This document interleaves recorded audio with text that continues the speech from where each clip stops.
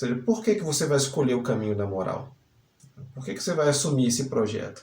É porque isso vai te trazer algum tipo de ganho? Alguma recompensa? Ou porque você acredita que assim precisa ser? Essa é uma questão chave. Bom dia, querida pessoa, seja bem-vinda.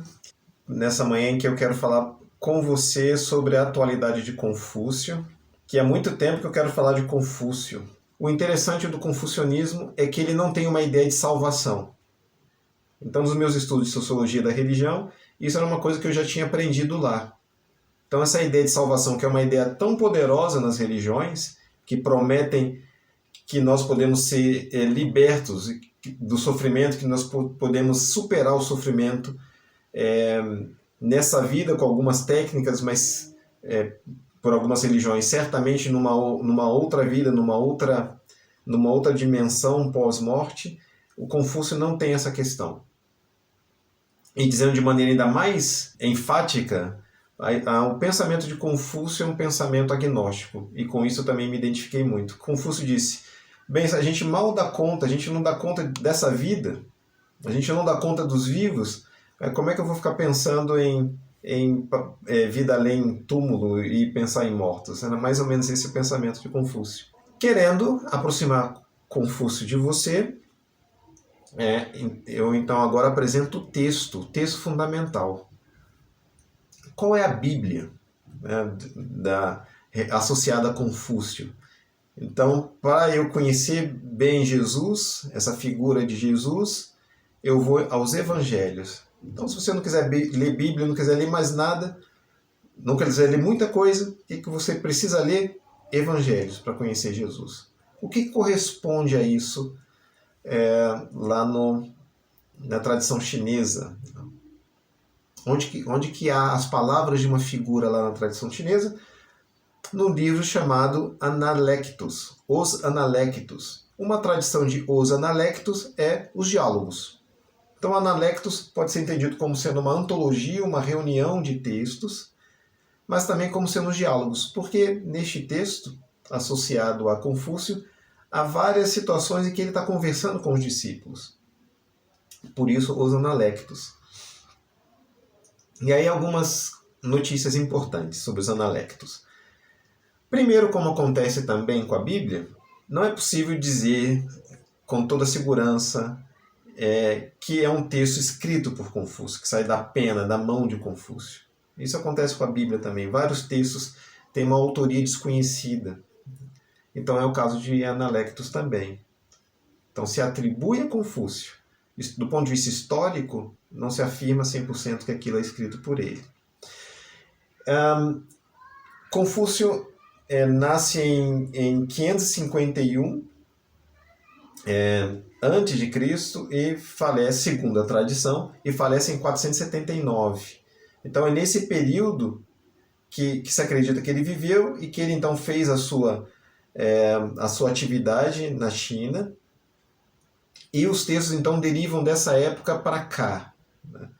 Ainda antes da era cristã surgiram 3 tradições sobre os Analectos, que a gente pode pensar como os diferentes evangelhos também. Então, 3 tradições. E por volta do ano 25 a.C., um erudito que teve algum favor numa determinada circunstância política, ele mesmo se tornou um político, então ele teve alguma influência, ele fundiu essas 3 versões numa única versão que se chama de uma versão eclética. Então, por muito tempo, vigiu essa versão eclética de Shang. Eles chamavam mais ou menos assim, né? A versão de Shang. E depois, mais à frente, já no ano 200, em torno do ano 200, surgiu uma segunda versão eclética que também prevaleceu durante algum tempo. E é essa segunda versão eclética que o Lao, que eu mencionei, o sinólogo chinês que teve experiência no Ocidente, que traduziu os Analectos para o inglês, foi essa versão que ele usou para a tradução. Então tem aí também essa coisa típica dessas tradições antigas, de tanto autoria quanto texto despertarem e exigirem controvérsia e muita pesquisa e coisas do tipo. Diz o Zhenjiang que por cerca de 14 anos Confúcio perambulou ali pela região, pelos reinos da sua época, tentando difundir essa sua visão moral, porque a preocupação de Confúcio era que governantes assumissem essa visão para fazer um governo justo, um governo bom para o povo, mas ele não encontrou muita ressonância e ele se recolheu para justamente fazer uma composição de 6 textos tradicionais da China. Então são 6 livros, né? Um livro sobre ritos, por exemplo. Esse conceito de ritos é um conceito muito importante para Confúcio, eu vou falar um pouco sobre isso. Então é um dos livros que ele sintetizou, o livro sobre ritos. E dentre esses 6 livros, eu também destaco o I Ching, que é o livro das mutações. É um outro livro que vocês talvez já tenham ouvido falar, que ele sintetiza nessa sua elaboração que vai dar nos Analectos. Então ele faz uma grande síntese da tradição chinesa, que está aí, sintetizada nos Analectos. Então essa é a grande apresentação introdutória que eu queria fazer para você, querida pessoa, para você ter uma noção de que é essa figura, né, chamada de Confúcio. Uma informação importante nessa apresentação. Eu disse que Confúcio nasce segundo a tradição, e sempre insisto, em 551 e falece em 479 antes de Cristo, né, antes da era cristã. Então Confúcio está localizado naquilo que é chamado de era axial. Quem acompanha um pouquinho os meus conteúdos já me ouviu falar bastante sobre isso, né, desse primeiro milênio antes da era cristã, em que surgiram grandes figuras, grandes sábios, nos iluminando sobre a existência, sobre a nossa existência humana. Então, juntamente com Buda, por exemplo, com alguns profetas do Antigo Testamento, como Jeremias e Oséias, junto com o próprio sistema rabínico, judaico da época da Babilônia, que surge ali na Babilônia, e também interessante mencionar, juntamente com as grandes mentes gregas também, dentre as quais é preciso destacar sempre Sócrates. Então Confúcio está dentro dessa tradição da era axial, né, em que em diferentes regiões e tempos, mas neste período, se elaborou uma nova visão de humanidade. E este é o ponto. Qual é a visão de humanidade de Confúcio? Então aqui a ideia, como o Zhenjiang fala, esse erudito em língua espanhola, chinês, da Universidade de Pequim, diz: a atualidade de Confúcio está no fato de que se encontra ali nele valores que são universais. Essa é a atualidade de Confúcio.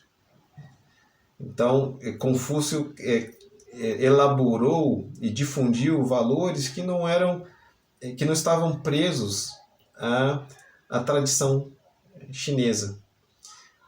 E eu já digo, é importante, portanto, compreender que Confúcio já tem uma visão de ser humano, uma visão universalista de ser humano, que é justamente isso que começa a aparecer na era axial.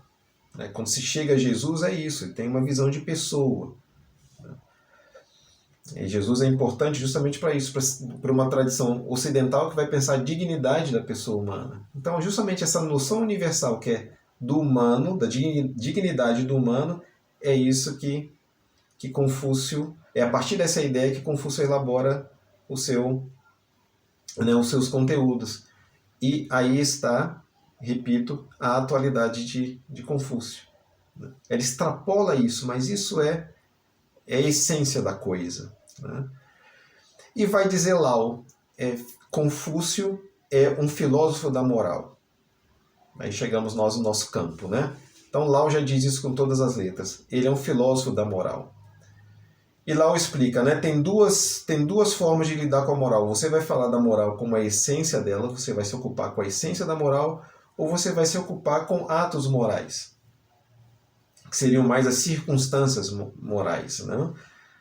Michael Sandel, por exemplo, é um filósofo da Universidade de Harvard, muitos dos exercícios dele de filosofia moral estão nesse campo, né? O que é justo numa determinada situação? Confúcio não se ocupa com isso, ele quer entender a essência da moral e como que eu me torno um indivíduo moral, um sujeito moral. Uma pausa aqui para ler o que o querido João escreve. Professor, talvez a pergunta não seja pertinente na sua abordagem de hoje, mesmo já vou avançar, mesmo assim eu quero saber, João. Mas, por acaso, as bases da burocracia estatal chinesa vêm da doutrina de Confúcio? Tem tudo a ver, sim, João. Eu espero não esquecer, eu vou adiar um pouquinho a resposta à sua pergunta, porque eu já vou ter a oportunidade de citar isso. Tem tudo a ver com o que você está falando. A relação entre confucionismo e burocracia estatal existe mesmo nos textos de Confúcio, e eu já vou mencionar isso. É pertinente essa pergunta, sim. Eu não vou dar ênfase a isso, né? Nos levaria a um outro caminho, mas tem a ver. Nos Analectos há já elementos relativos a isso, e é isso que eu vou mencionar. Então, bem, Confúcio se ocupa com a essência da moral. E aí começam as coisas legais, interessantes, que me pegaram em Confúcio, né? Então, imagine, eu abro o texto de Confúcio, começo a ler e vou descobrindo todo esse discurso que eu chamo, né, de autorrealização pela integridade. Então, uma das primeiras ideias, mais basilares ideias que é importante mencionar em Confúcio é que ele, como sendo um filósofo da moral que pensa a essência da moralidade, ele vai dizer o seguinte: a ação moral, ou o caráter moral, a vida dedicada a isso, isso vai ser assumido pelo indivíduo por si mesmo, pelo próprio valor que a moralidade tem, e não porque haverá alguma recompensa a partir disso. Essa é uma ideia que eu chamaria de decisiva, né? Ou seja, por que você vai escolher o caminho da moral? Por que você vai assumir esse projeto? É porque isso vai te trazer algum tipo de ganho? Alguma recompensa? Ou porque você acredita que assim precisa ser? Essa é uma questão chave.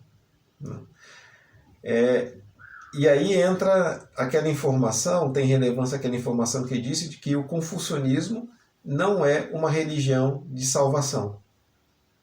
Não é uma religião de salvação. Ou seja, não tem nada sendo resolvido e não tem um depois. Então você vai se dedicar à moral porque precisa ser assim. E o João escreve, lembra os imperativos de Kant, é isso mesmo, João.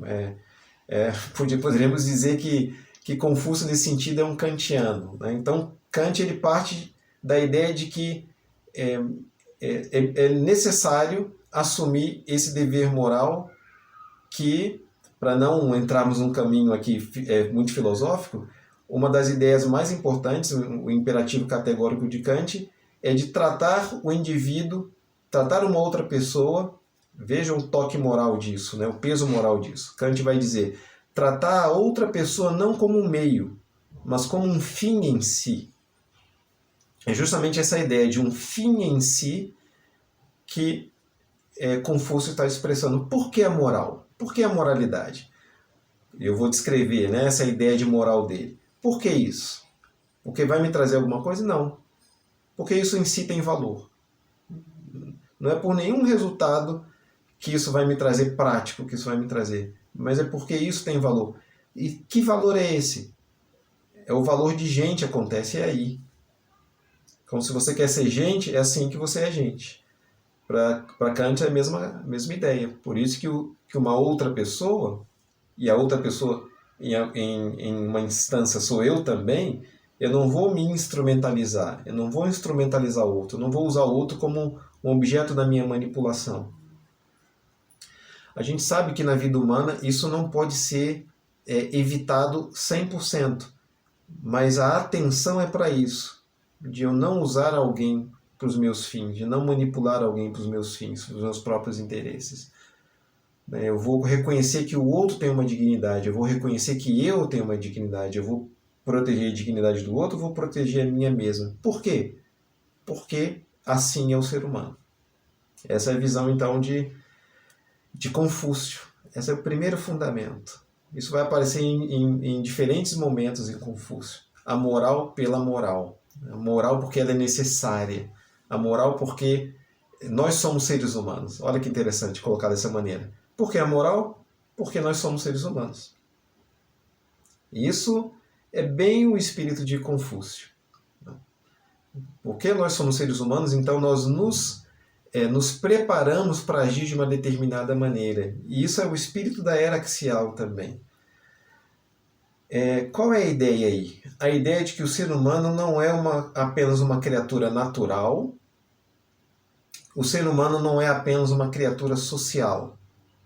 Então não é só o projeto de hominização que faz com que o ser humano deixe de ser um símio e se torne essa espécie que ela é a hominização, e não de humanização apenas no aspecto social, que é de nós aprendermos, por exemplo, regras de polidez que nos permite compartilhar a vida social, né?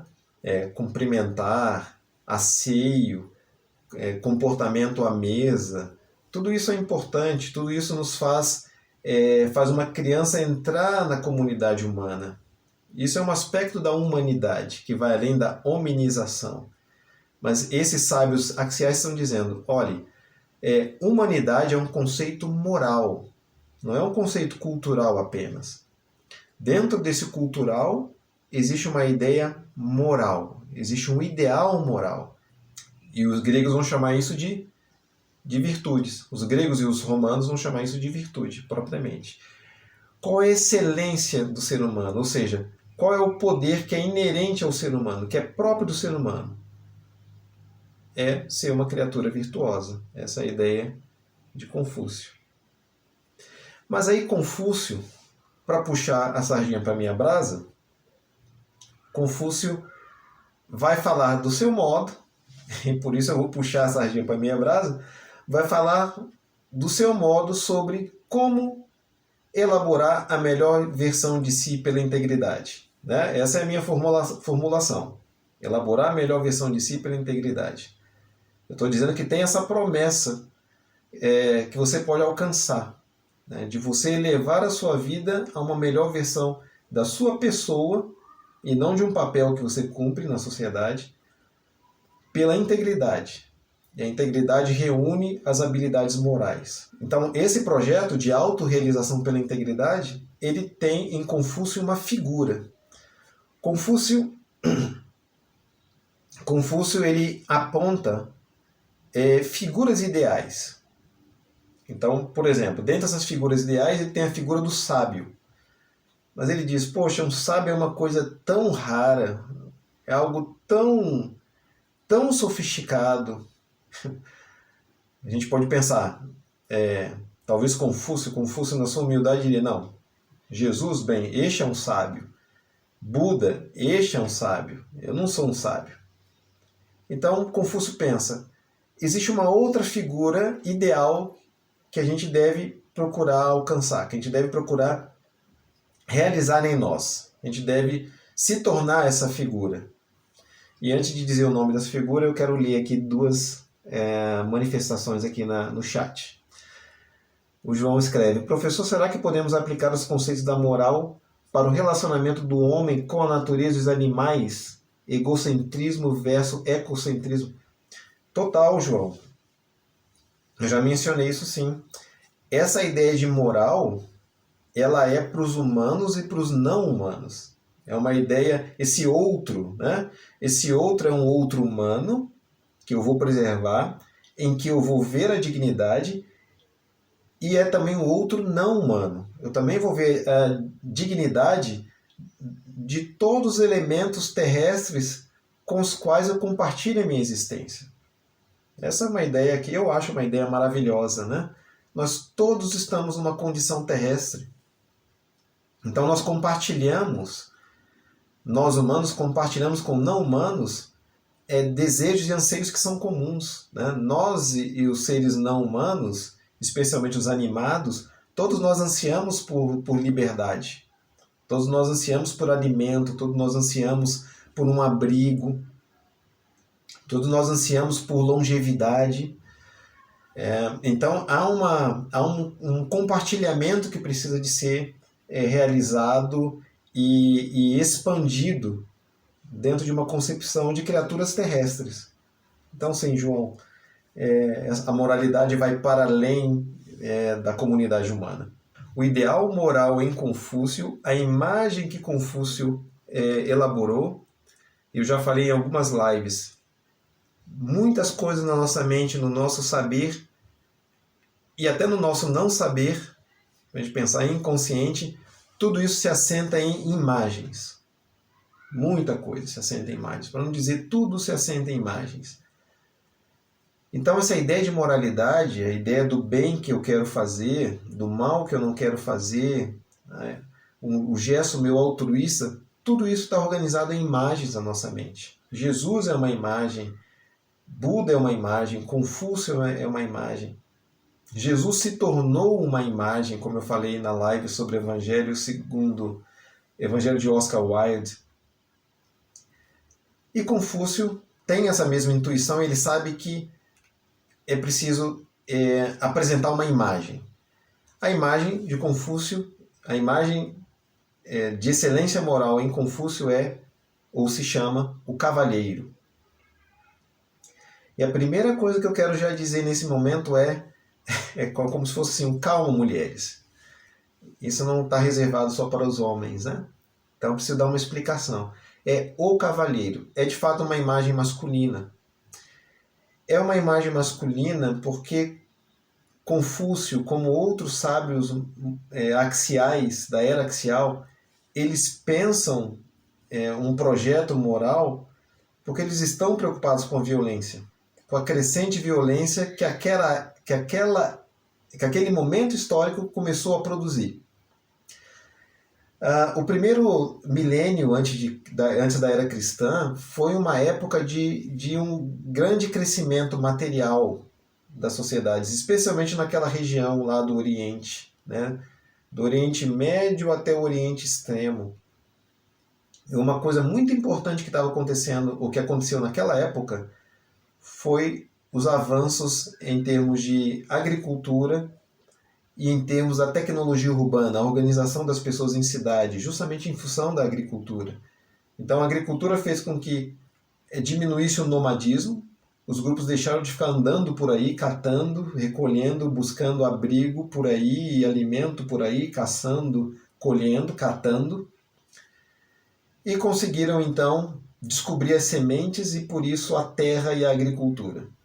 Então eles deixam de ficar andando por aí. Isso se chama de sedentarismo. Eles ficam sentados, vamos dizer assim, ou assentados. Surgem os assentamentos humanos. Daí que vem a palavra sedentarismo que a gente usa hoje, né? Estou muito sedentário, então estou muito parado ali, assentado. Então a agricultura foi fundamental para isso. Se agricultura, então grandes cidades, grandes aglomeramentos, ou aglomerações, né? Humanas. Grandes aglomerações. Riqueza, é difícil, né? Não rolar violência. É isso, então. Uma tecnologia militar é muito importante nessa época, que é chamada de cavalgadura, que é o domínio da montaria, especialmente do cavalo. E aí o potencial bélico e de conquista, de violência também cresce. Os sábios axiais estão olhando isso, são mentes muito sensíveis, muito conectadas com o que há de natural na moralidade humana. Já falei muito sobre isso, né? O humano é uma espécie da classe de mamíferos, ele está inclinado a cuidar. A ética de cuidado é natural no humano, porque ele precisa cuidar das crias. A colaboração é natural no humano, porque os grupos precisam de se reunir naquele nomadismo e colaborar, caçar juntos, por exemplo. Então, essas mentes, os sábios axiais, estão muito atentos a isso, a essas características morais do humano e destacam isso. É aí que a moralidade vira um projeto cultural, porque eles destacam a moralidade que é inerente ao humano. E eles fazem isso porque é preciso fazer isso. porque a violência agora está atingindo outros níveis. E quem é? Eu estou explicando por que o cavaleiro para você, né? Por que uma figura masculina. E quem é o grande portador da violência? É a figura masculina, né? É o homem, né? O chamado homem. Então os sábios axiais deixaram as mulheres de lado mesmo, não por uma atitude misógina, como você vai encontrar depois mais tarde na tradição eclesiástica cristã. É porque não eram as mulheres que estavam gerando, vamos dizer assim, o caos moral. Eram os homens. Então eles pensam em como que eles vão, de certa forma, disciplinar os homens. Há muito tempo, estou aqui lembrando, há muito tempo eu brinco com a minha esposa. Né? Como nos primeiros dias a minha filhinha já tinha um gesto bebezinha, no primeiro, segundo dia. Já eram gestos curvos, né? Já eram gestos delicados, né? Que faziam ali curvas. Então já tinha ali uma redondeza ali naqueles gestos, né? Então eu brinco, né, dizendo que as mulheres já nascem civilizadas, né? Elas já têm uma coisa delicada ali. Pronto, olha só que palavra ótima que eu saquei agora, sem nem planejar, né? Então você olha para o cavaleiro de Confúcio, você vai encontrar delicadeza. Você olha para o caminho do Tao de Lao Tse, no Tao Te Ching, você vai encontrar delicadeza. Ali ele fala da água, né? A água ela vai descendo as encostas, contornando os obstáculos. Essa é a ideia da inação, ela não está forçando a passagem.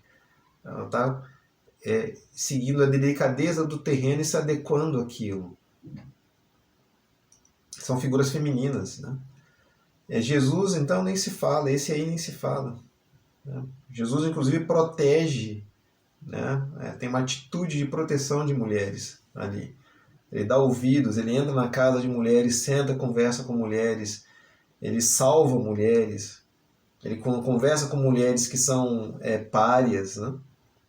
Por isso que eu digo, leiam lá, é interessante ver isso, né?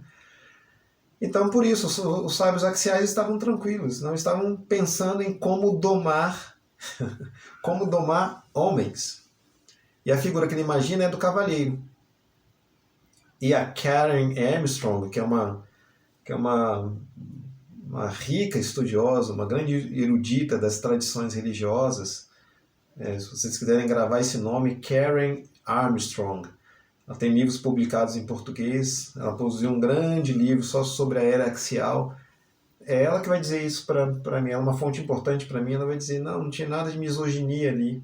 Né? Nós devemos hoje, numa atitude crítica, como os sábios axiais nos incentivam, pegar esse ideal e estender às mulheres, não tem nenhum problema. Karen Armstrong vai dizer isso.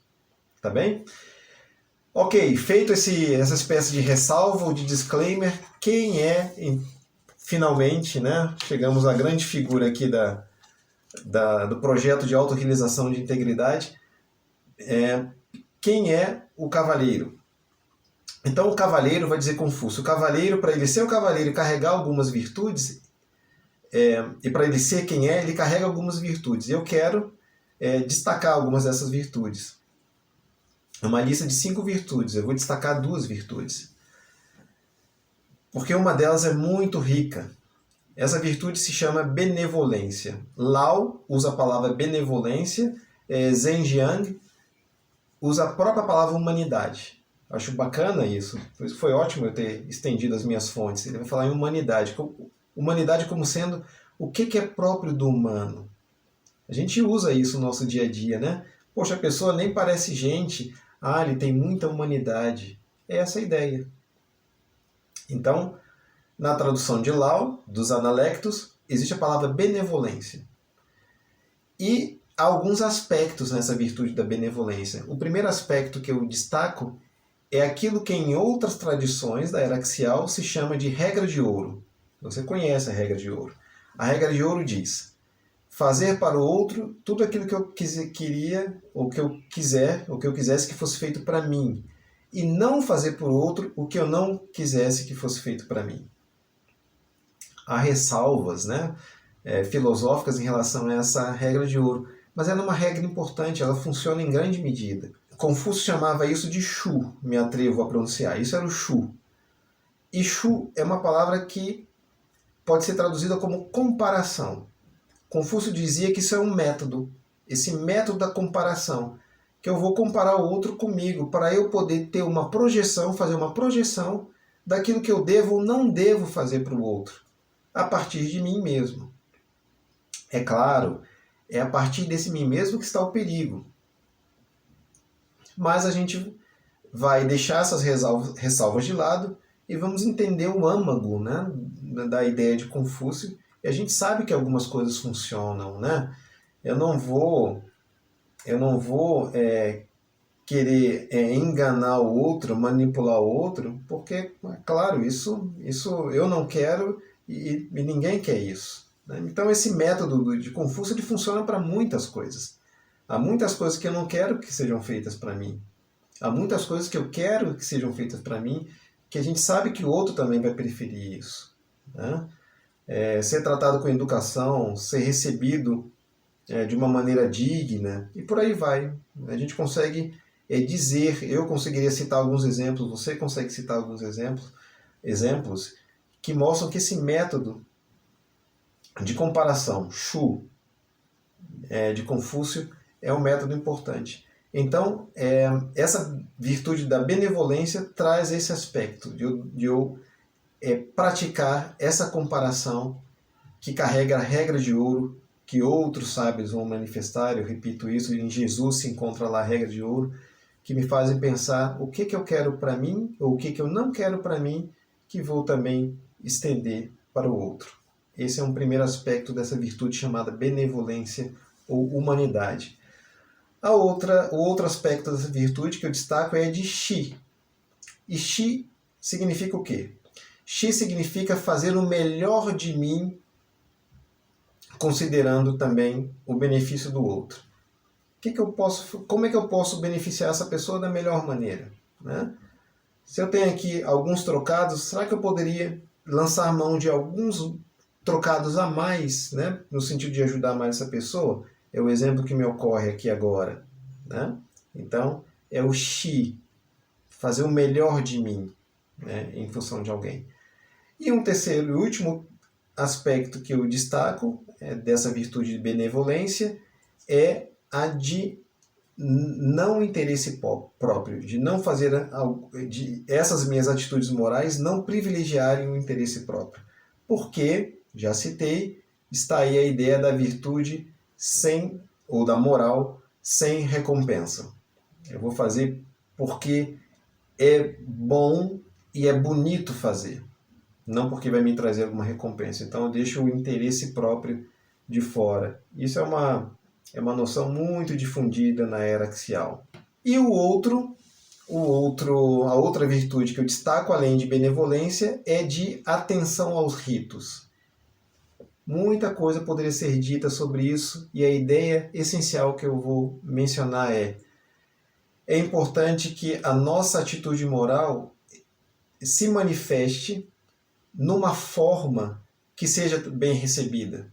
Porque interessa que a moral seja bem recebida. Interessa que alguém absorva essa minha atitude moral. E eu preciso entender, então, qual é o código, né, que as pessoas valorizam, qual é o código moral que é valorizado. Que é valorizado no sentido ao qual é atribuído valor. Eu lembro de uma cena no filme Duna, na versão do Denis Villeneuve, de 2021, em que depois de uma conversa, de uma reunião entre figuras de lados opostos, estão ali tentando estabelecer um acordo, uma dessas figuras cospe na mesa. E os outros se assustam com isso, ficam até um pouco irritados, mas tem um que conhece essa atitude e diz assim: obrigado por nos dar o seu fluido interior. Então aquele cuspir era uma atitude respeitosa, né? E eles então cospem também na mesa e fica tudo bem ali entre eles, né? Então aquilo era um ritual. É de algo assim que Confúcio está falando. É importante conhecer o ritual, né, porque ele comunica a moral. né? É importante conhecer o ritual daquele momento, daquelas circunstâncias, porque isso vai comunicar a moral. Então essa é uma ideia de ritos ou de ritual de Confúcio que eu estou passando para você, porque a ideia é muito mais ampla. Então eu falei sobre as duas virtudes do cavaleiro, benevolência e atenção aos ritos. Em benevolência eu destaquei a regra de ouro, destaquei a comparação, né, de dar para o outro o que eu quero receber e de não dar para o outro o que eu não quero receber, fazer o melhor de mim e de deixar meu interesse próprio, saber, ter a capacidade de deixar meu interesse próprio de lado. E a última notícia sobre esse cavaleiro é o conceito de Wen, que diz o seguinte: existe um padrão que aqui eu devo levar a minha substância como pessoa. Então eu nasço, sou quem sou, mas eu devo conduzir essa minha pessoa a um padrão, a uma forma mais bela. Confúcio tinha uma ideia estética mesmo. E o importante, então, nesse conceito de Wen, que eu quero transmitir para você, é que há, então, nessa ideia, a noção de que eu me torno um cavalheiro pelo aprendizado. Então isso é chave também em Confúcio. Eu aprendo a moral. Então é uma ideia de aprendizado moral. Então isso não é natural. E não basta isso naturalmente dentro de mim. Eu preciso pegar essa minha disposição moral que nós temos e fazer disso um objeto de aprendizado, um objeto de elaboração, um objeto de expansão, um projeto, portanto, né? E por isso, como eu tenho insistido para vocês, é por isso que Confúcio é uma excelente expressão dessa ideia de melhor versão pela integridade, né? Porque ele traz justamente a ideia de que é importante aprender a moral, é importante estudar e aprender a moral. Querida pessoa, eu quero então te brindar com três versos de Analectos, para a gente terminar o nosso encontro, né? Para te estimular a ter também uma relação com Confúcio. Então são 3 versos que eu vou ler do primeiro livro de Confúcio. O primeiro verso diz assim, é o verso 4 do primeiro livro. Todos os dias examino a mim mesmo sob 3 aspectos. Naquilo que fiz pelo bem-estar do outro, falhei em fazer o meu melhor? Ao tratar com meus amigos, falhei em ser fiel às minhas palavras? Ensinei aos outros algo que eu próprio não tenho experimentado? Né, na ideia de que eu vou ensinar o que eu experimentei já. Então esse é o primeiro verso que traz 3 perguntas para o autoexame. Eu não vou repeti-las para você, ficam aí as três perguntas que você pode depois ver de novo aí no vídeo que vai ficar gravado. O terceiro verso, 14, no primeiro livro de Analectos. O mestre disse: o cavalheiro não almeja nem uma barriga cheia, nem uma casa confortável. Ele é rápido na ação, mas ele é cauteloso com o que diz. Ele se dirige a homens virtuosos para receber sua orientação, ou seja, para aprender. Tal homem pode ser descrito como alguém ávido por aprender. E o terceiro e é o último verso do primeiro livro, diz: não é quando os outros falham em apreciar as suas habilidades que você deveria ficar incomodado, mas antes quando você falha em apreciar as habilidades dos outros. Eu acho muito bacana, né, esse terceiro verso. Ele me faz lembrar muito de Epicteto, do estoico Epicteto. Então você não vai se incomodar quando não olham para as suas habilidades, quando não reconhece as suas habilidades. Você vai se incomodar porque você não reconhece as habilidades dos outros, né? Então esse é o nível, né, do projeto moral, do projeto de cavaleiro, do ideal de cavaleiro de Confúcio. Tá bem? Então chegou o final dessa exposição, sempre na expectativa, né, de ter trazido uma palavra útil para você. Eu lembrei, agora olhei aqui para o chat, eu lembrei da pergunta do João, né? O que isso tem a ver com a burocracia estatal, né? A expectativa de Confúcio era que esse nível de pessoa, essa qualidade de pessoa, o cavalheiro, que ele assumisse um cargo oficial, um cargo público, para ele, por meio desse cargo público, fazer bem ao povo. Então, o cavalheiro ele contribui para o governo, tendo como objetivo fazer bem ao povo.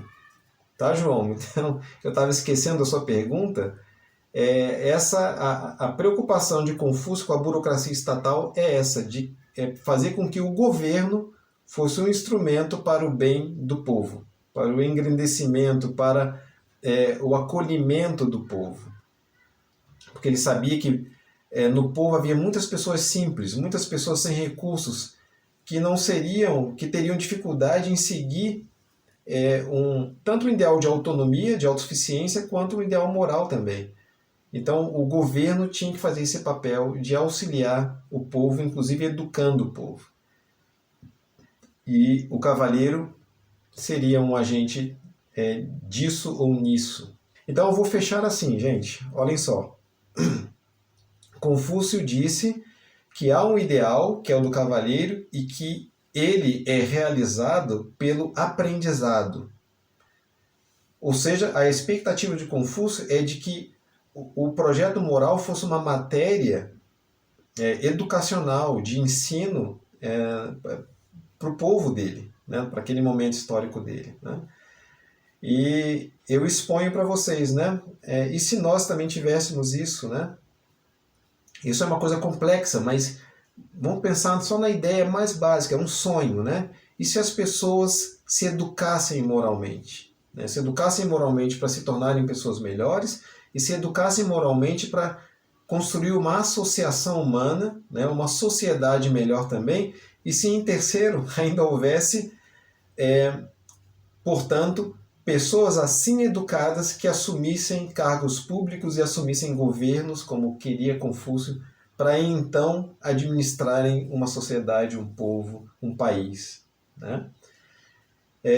Será que o Brasil não precisa disso? Será que então Confúcio não é mesmo atual, e atual não só para os tempos nossos, mas atual para o nosso país, né? Para a nossa sociedade? Eu sem dúvida digo que sim, ele é. Obrigado, um belo dia, um belo domingo. Tudo de bom, queridos. Tudo de bom, querida pessoa. Até a próxima, então.